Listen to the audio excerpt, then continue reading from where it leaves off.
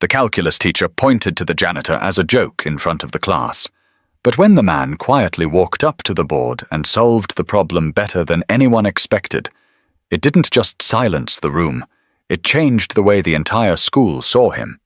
It was fourth period on a Thursday at Eisenberg High in Elkhart, Indiana, the kind of day where students glance at the clock more than they do the board. Mr. Braddock, the school's calculus teacher, had a reputation. Sharp-tongued, impatient, and always quick with sarcasm. He wasn't particularly liked, but he wasn't hated either. Just endured. The classroom felt dry. Equations filled the whiteboard. The air smelled faintly of eraser dust and worn-out sneakers. Phones were tucked under desks, some pretending to pay attention, others staring out the window. Then, something happened that would shift the atmosphere like a sudden wind. As Mr. Braddock scribbled another derivative on the board, a faint squeak echoed from the hallway. The janitor was nearby, mopping outside the classroom with his usual slow, steady rhythm. Braddock paused mid-sentence, glanced at the door, and cracked a half-smile.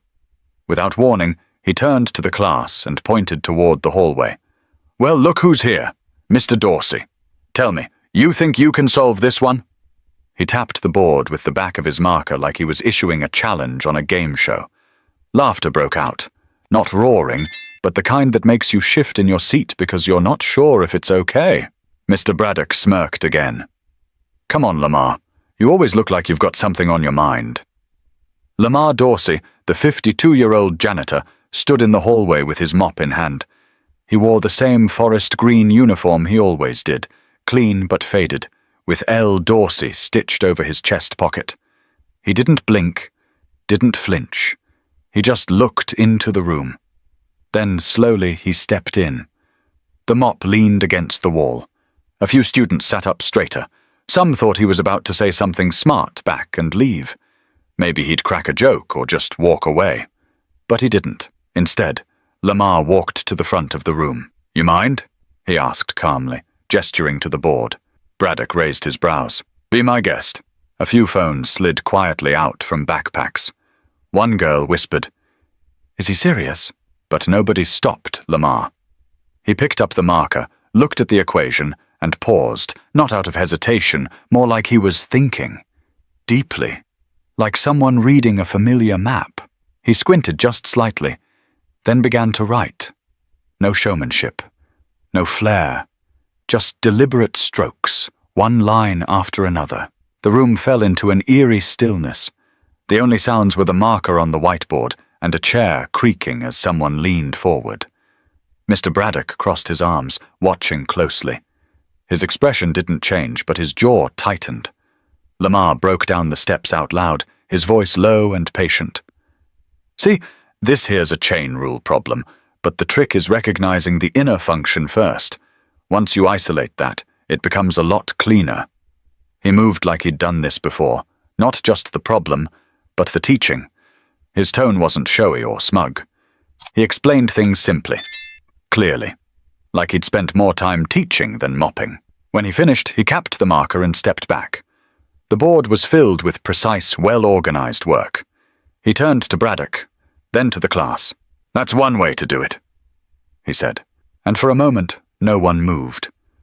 A junior in the back whispered, "He got it right." Mr. Braddock didn't say a word, not immediately. His mouth opened slightly, but nothing came out. The silence grew louder than any joke he could have made. Lamar nodded politely and walked back to the door, picked up his mop. No applause, no boast, just that quiet confidence. Like he hadn't just turned the room upside down. But as Lamar reached for the chalk, nobody expected what would come next. Nobody moved. For a full 10 seconds, it felt like the class had been yanked out of a dream and dropped into something real. The kind of moment that doesn't belong in a high school classroom. Lamar Dorsey, Mr. Dorsey, as they'd always called him in passing, was halfway out the door when someone said it out loud. Wait, he just did that? In his head? It was Wes Hanley, a senior in the front row who usually didn't talk unless grades were involved. He wasn't joking. His eyes were wide. He looked at the board again, like the answer might have changed while he blinked. Braddock finally spoke. His voice was flat, almost irritated. Well, he got the right answer. But his tone didn't carry the usual sarcasm. Something else had slipped in. Something closer to confusion. Or worse, discomfort. Lamar glanced back.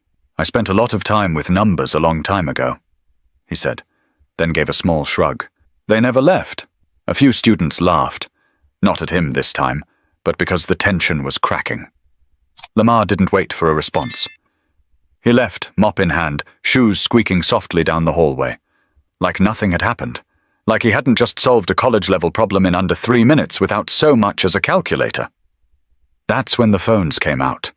Someone had filmed the whole thing. Carly Benson, Junior, 3rd row. And she was already editing the clip before the bell even rang. In the hallway between periods, it was all anyone could talk about. "Did you see Mr. Dorsey?" Braddock's face. Man looked like someone unplugged him. Where'd he learn that stuff? I thought he just cleaned floors. By lunch, the video had made it onto TikTok, then Instagram.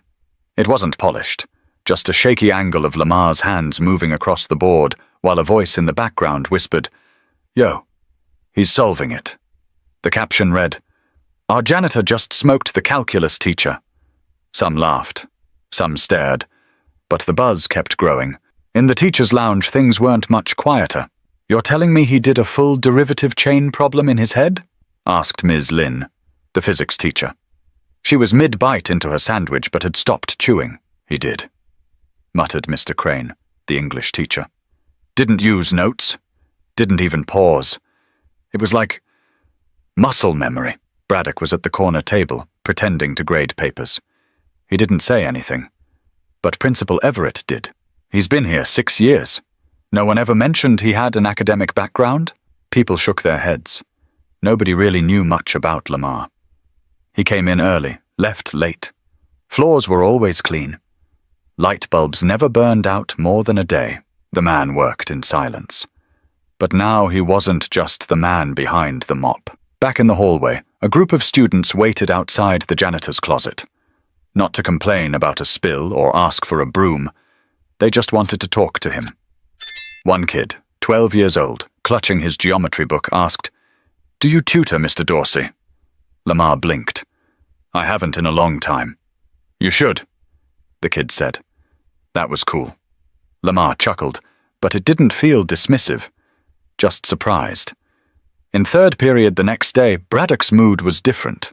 He didn't crack jokes. He didn't call on anyone randomly. He taught with his eyes fixed on the board, his voice more restrained than usual. Nobody said it outright, but everyone noticed. After class, Wes walked up to him. "Mr. Braddock, that thing with Mr. Dorsey yesterday, he used the same method you showed us last week. The chain rule, right?" Braddock nodded once. "Correct. Only, he explained it better." Braddock didn't answer. But what truly shocked them wasn't the solution. It was what Lamar said afterward. Lamar Dorsey hadn't planned on making a scene. He never liked being the center of attention, not since he was young. So when students started waiting by the maintenance closet just to talk, or when teachers gave him long looks in the hallways, he felt off balance. He kept his head down and went about his usual routine, refilling paper towels, fixing a leaky faucet in the boys' locker room, wiping down cafeteria tables. But he could feel it. The change. A shift in how people looked at him, like they were trying to fit him into a new picture they hadn't known existed. It wasn't just curiosity. It was confusion. Respect. Regret, maybe, and it made him uneasy. That afternoon, Principal Everett asked him to stop by the front office. He walked in still wearing his gloves, uniform a little damp from cleaning under the cafeteria sinks. He removed his cap as a sign of respect. Everett leaned forward in his chair, hands clasped. "Lamar, can I ask you something? Do you have a background in education or engineering?" Lamar hesitated. He looked down for a second, like dusting off an old part of himself he hadn't visited in years. "I went to Purdue," he said quietly. "Mechanical engineering. Full ride." The principal leaned back, eyebrows raised. "You serious?" "Was," Lamar said. "Had plans. Things got complicated. And for the first time in a long while, he told the story. He'd grown up in Gary, Indiana. Smart kid. Always loved how things worked. Motors, pulleys, anything he could take apart and put back together. His mother, Estelle, raised him and his two sisters on her own. She worked overtime at a textile plant and still found time to read to them every night. She believed in education like it was the only way out. Books first, always, she used to say. The world will try to shut the door, but if you bring your own key, they can't stop you. Lamar earned that key.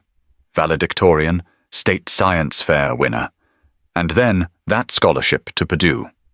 Freshman year, he was already tutoring classmates.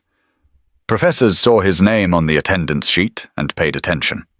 But sophomore year, he got a call that changed everything. His mother had collapsed at work. Doctors said it was late-stage cancer. By the time Lamar got to the hospital, she could barely stay awake. "I can take care of it," she whispered. "Don't come home." He didn't listen. He took a semester off, then another. He picked up jobs, warehouse work, night shifts at a grocery store, anything to pay bills. Classes faded into the background. So did the dream. By the time his mother passed, things were scattered. He had no home to return to, no money to finish his degree, and no guidance counselor calling to ask why he hadn't come back. "I kept thinking I'd get back to school," Lamar told Everett. But one thing turned into another. Life doesn't wait for you. The principal sat in silence. The story was heavy, not dramatic, just real. The kind of life you never hear unless you ask. Back at home, Lamar kept his transcripts in a box under his bed, along with a weathered Purdue sweatshirt, an old calculator, and a photo of him and his mom at orientation day. He never touched it, but never threw it away. Now, all of it was being dragged into the light again. That evening, he sat on the back steps of his small apartment complex. The sky was dim, the kind of quiet where the only sound was the hum of far-off traffic. He sipped tea from a metal thermos and stared ahead. He hadn't thought about calculus in years, not since that last tutoring gig he picked up before dropping out. And now, here it was again, like an old friend knocking on his door. But one decision would derail everything he had worked so hard for. Back in college, Lamar had made a promise to himself. Take a short break, get his family back on track, then finish strong. But life didn't bend to plans, especially not the kind built on hope alone. After his mother passed, Lamar returned to Gary, trying to piece things together. His sisters were still in high school, barely getting by. Bills stacked up on the counter. The landlord wanted rent, and no one from Purdue called to ask where he'd gone. He took whatever jobs he could get. Stockroom loader, janitor at a strip mall, overnight security at a shipping yard, anything that paid enough to keep the lights on. School drifted further and further into the rear view. At first, he'd call the university now and then, ask about reapplying, transferring credits. They'd send forms. He'd fill them out, but he never mailed them. Something always got in the way. Then came the breaking point. It was late November. A man named Frank Booker, who owned a flooring company in South Bend, had offered Lamar steady work. "You're sharp," he said. "Don't waste your time pushing brooms. I'll train you myself." Lamar had hope again. A real shot. But the day before he was supposed to start, his youngest sister Alana was caught in a fight at school. A stupid argument that escalated. She'd broken someone's nose. They threatened to expel her. Lamar had to be there. No one else would show up for her. So he missed his first day at the flooring job. Frank gave the spot to someone else. And that was it. A door that could have opened slammed shut. He stopped chasing dreams after that. Started chasing stability. Years blurred together, town to town, job to job. He never had a record, never got into trouble. Just survived. Quietly. By the time he arrived in Elkhart in his early 40s, he wasn't looking for a new beginning. Just a steady paycheck. The school district offered benefits. Summers were quiet. He took the janitor position without blinking. He liked it. in his own way. Predictable. Clean work. Students left him alone. Teachers smiled politely. He didn't expect friendship or connection. He didn't need it. He kept his head down, cleaned up messes, and disappeared before the last bell rang. But numbers never left him. Sometimes when he passed a math class, he'd glance at the board, see a formula and finish it in his head. It was like muscle memory, a part of him that stayed sharp even when everything else got buried under routine. He'd go home, make himself a quiet dinner, grilled fish, brown rice, maybe some carrots, and flip through an old engineering book he kept tucked behind the cereal boxes, just to see if he still had it. He always did. He just never had a reason to show it, until Mr. Braddock called him out that day. And now, things were shifting. Not just at school, but inside him. He thought about the kids who waited outside his supply closet with questions. Thought about Wes Hanley stopping by that morning with a folded piece of paper and saying, "Mr. Dorsey, I tried to solve that same problem. Can you check it for me?" And Lamar had. Gently, carefully. He explained where Wes had gone wrong without making him feel foolish. Wes smiled when he finally understood. Not just out of pride, but out of connection. That kind of thing stayed with you. But not everyone was thrilled. Braddock, for one, had gone quiet. Too quiet. Students noticed. Teachers noticed. Something about being shown up in front of your class by a man you never thought twice about. It rattled him. He didn't lash out, but his tone got shorter, his patience thinner. And when someone mentioned Lamar in the lounge, he changed the subject. He wasn't used to being outshined, especially not by someone who'd been invisible to him until now. But life had one more twist waiting, and this one brought him right back to math. The video didn't just make its way around Eisenberg High, it made its way out. It started small. A local student page reposted it with the caption, "When your janitor turns out to be smarter than your teacher." Then it landed on a regional education forum. By the weekend, it had crossed state lines. People online couldn't believe it. They weren't mocking Lamar. They were in awe. "Man broke it down cleaner than my college professor. Someone get this man a classroom and a chalkboard, not a mop." Proof you never know someone's story.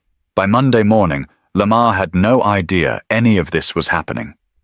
He didn't follow social media. He still had a flip phone. When he arrived at work, the first thing he did was fix a jammed paper towel dispenser in the girls' bathroom, just like he always did on Mondays. But something felt different. Teachers paused their conversations when he walked past. Students nodded, not out of obligation, but with a strange kind of respect. A few even smiled like they were seeing him for the first time. "Hey, Mr. Dorsey," one girl called as he passed the library. "You're kind of famous now." Lamar chuckled softly. Don't believe everything you read. But when he turned the corner, Wes Hanley was waiting there with two other students. One had a calculus book in his hands, opened to a problem highlighted in pink. "Would you mind going through this with us?" Wes asked. Lamar looked around, confused. "You got a free period?" "We made time." And just like that, in the middle of a hallway lined with lockers and science fair posters, Lamar sat down on the floor with three teenagers and walked them through a multivariable equation. Step by step, line by line. Not talking at them, talking with them. It wasn't loud, wasn't flashy, but something meaningful was happening. Down the hall, someone filmed it. No one told Lamar. He wouldn't have liked that. Back in the office, Principal Everett was on the phone with someone from the local school board. "Yes, that's correct. Lamar Dorsey. Been with us 6 years. No, he's not faculty. He's a custodian." He paused, listening. "Well, I wouldn't call it unorthodox. I'd call it overlooked." Meanwhile, in the teacher's lounge, Braddock was reading an email forwarded by a parent, a link to the now viral video. No commentary, no subject line, just the link and the phrase, "Thought you'd want to see this." He closed the laptop without watching it. That afternoon, Everett called Lamar back in, offered him a seat, Lamar stayed standing. "I've got a request from the board," the principal said. "They want to know if you'd be interested in running an after-school tutoring program. Small group, voluntary, just a trial run." Lamar didn't answer right away. "You'd be paid, of course," Everett added. "It's not about replacing your current role, just adding to it. Sharing what you clearly still have." Lamar looked down at his hands. Calloused, clean, worn. "I haven't taught in a long time," he said. "You haven't stopped knowing," Everett replied. Lamar looked up. There was no pressure in the man's voice, just a simple invitation. "I'll think about it." That night, he pulled the old cardboard box out from under his bed.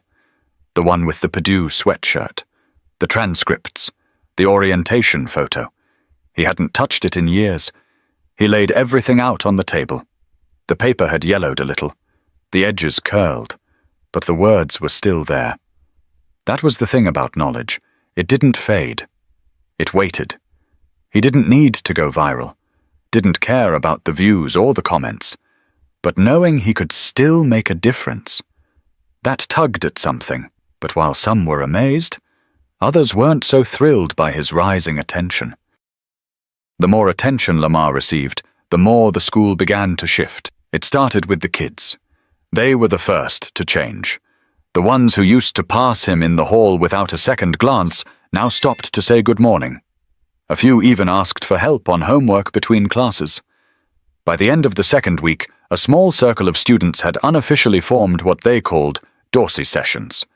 They'd meet in the library after school, notebooks open, heads bent, listening as Lamar explained concepts with clarity no one expected, but everyone respected. Then came the teachers. Most were supportive. Ms. Lin from physics was the first to swing by the library and watch him work with the students. "You've got a gift," she said softly. "And I don't mean just with numbers." But not everyone was thrilled. Mr. Braddock hadn't said a word about Lamar since the day it all happened. In the teacher's lounge, he acted as if nothing had changed. But the bitterness was clear in his silences. He spoke in clipped sentences. He never looked Lamar in the eye. He never mentioned calculus. When a parent-teacher meeting brought up Lamar's growing influence with the students, Braddock said, "It's good they're interested in math. Let's just make sure we don't blur the line between instruction and inspiration." It sounded polite on the surface, but the tone behind it? Everyone heard it. The principal didn't let it slide. He brought Braddock into his office one morning and laid it out plainly. "I know it stung," Everett said, "but Lamar didn't embarrass you. He inspired them." Braddock shifted in his seat. "He's not qualified. He's educated, more than we realized. And more importantly, he's reaching kids in a way none of us have." Braddock opened his mouth, then closed it. There was nothing to say. Not really. Meanwhile, Lamar kept to his routine. He didn't ask for a title, didn't want special treatment, but when the principal offered him a modest stipend to keep the tutoring sessions going, he accepted. Not for the money, but because it felt right. He started carrying a small binder with him. Inside were pages of problems, blank worksheets, notes he'd written by hand. During breaks, he'd sit in the back corner of the cafeteria and scribble down formulas from memory, occasionally nodding at a passing student who'd call out, "Hey, Mr. D!" One afternoon, Carly, the student who filmed the original clip, stopped him by the vending machines. "Did you ever want to be a teacher?" she asked. Lamar took a second before answering. "I wanted to build things. Teach later, maybe, but life had different ideas." "Well," she said, handing him a fresh mechanical pencil, "I think you're doing both now." He smiled. "Thank you." But behind all this good, there was tension brewing. Some parents had started calling the school. Most were supportive, but one anonymous complaint hit the board. "Is it appropriate for a janitor to tutor students in a school setting? Is he certified? Has he been background checked for instruction?" Everett handled it swiftly. "He's an employee of the district. He's done nothing wrong. And if concern was truly the motive, they'd have spoken with me directly." He never told Lamar about the complaint. Still, Lamar could feel something in the air. Not resentment, but resistance. Like some folks didn't know how to place him now that he didn't fit neatly into the background. Then one afternoon, Braddock did something no one expected. He walked into the library during one of Lamar's tutoring sessions. Quietly. Watched from a distance as Lamar explained integrals to a group of 4 students. After about 10 minutes, he stepped forward. "You mind if I sit in?" Braddock asked. Lamar looked up. His expression didn't change. He nodded toward the chair. "Long as you don't mind learning something." The students laughed, just enough to lighten the moment. Braddock smirked. For once, it wasn't mean. They sat together that day. Said little, but it was a start. But Lamar wasn't interested in titles. He had something else in mind. It wasn't about proving anything anymore. For Lamar Dorsey, standing at the whiteboard in the library with students gathered around, it was never about redemption or revenge. He wasn't trying to impress anyone. He wasn't trying to be remembered. He was just showing up for them, the kids, the ones who reminded him of the boy he used to be. Every Tuesday and Thursday, right after the final bell, that corner of the library filled with chatter, questions, scribbled notes, and wide eyes as Lamar walked students through math problems they once feared. Not because he had all the answers, but because he made them believe they could find those answers themselves. That's what stuck. There was Isaiah, the freshman who nearly failed algebra last semester, now solving quadratic equations without looking panicked. And Tasha, who used to hate math, now leading mini-sessions on weekends for her cousins using Lamar's notes. He never stood at the front like a traditional teacher. He sat beside them, talked with them, asked them questions before answering theirs, and gradually more teachers started dropping by. Not to supervise, just to learn how he was doing it. Ms. Lynn asked if she could adopt some of his explanations for her class. Coach Rivera asked if Lamar would help set up a summer prep group for incoming freshmen. Even Braddock, hesitant, prideful Braddock, stopped by regularly. Not every day, but often enough. He'd quietly offer an extra problem or two and eventually began offering words of encouragement to the kids. The edge in his voice had dulled. Something in him had softened. One day during a tutoring session, Braddock lingered after the students left. "You know," he said, looking at the board, "I used to think this job made me important.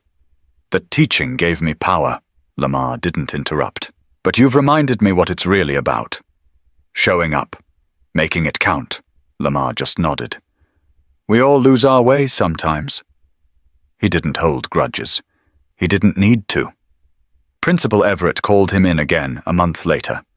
There was a proposal on the table to formalize his sessions into an elective class next semester. Not for credit, but enrichment. A bridge between students and their own confidence. "We'll have to jump through some hoops," Everett warned. "But if you're willing," Lamar shook his head gently. "I appreciate it," he said, "but I don't need the title. I'd rather keep it simple. Let the kids come because they want to, not because it's on a schedule." Everett nodded. "Then we'll support you however we can." Word spread beyond the school district. A local reporter stopped by to interview him. Lamar kept it short. No dramatic story, no self-promotion. "I'm just showing them what they already have inside," he said. "Sometimes it takes a little time to see it." In the spring, Eisenberg High hosted its annual student showcase. There were science projects, art displays, choir performances, and in one corner of the gym, a booth titled Dorsey's Table displayed student-written reflections on math, life, and confidence. Dozens of students had written about how Lamar helped them see more in themselves, not because he gave them answers, but because he listened and believed. By the end of the night, people weren't asking, "Is he the janitor?" anymore. They were saying, "That's Mr. Dorsey." He didn't wear a suit. He didn't give a speech. He stood by the table, smiled, and thanked the students who came by. Later that evening, back at his apartment, he pulled out the old Purdue sweatshirt from the box under his bed. He didn't put it on. He folded it neatly, placed it in a new storage bin, and added a folder filled with student thank you notes beside it. Legacy, he realized, isn't about titles. It's about what you leave behind in others. He didn't need to finish school to teach. He didn't need a degree to lead. He just needed to show up every day and care. And that's exactly what he planned to keep doing. Thanks for listening to Lamar's story. If it moved you, if it reminded you of someone you've overlooked or someone who believed in you, subscribe and share it with someone who needs it, because sometimes the biggest minds are hiding in the quietest places.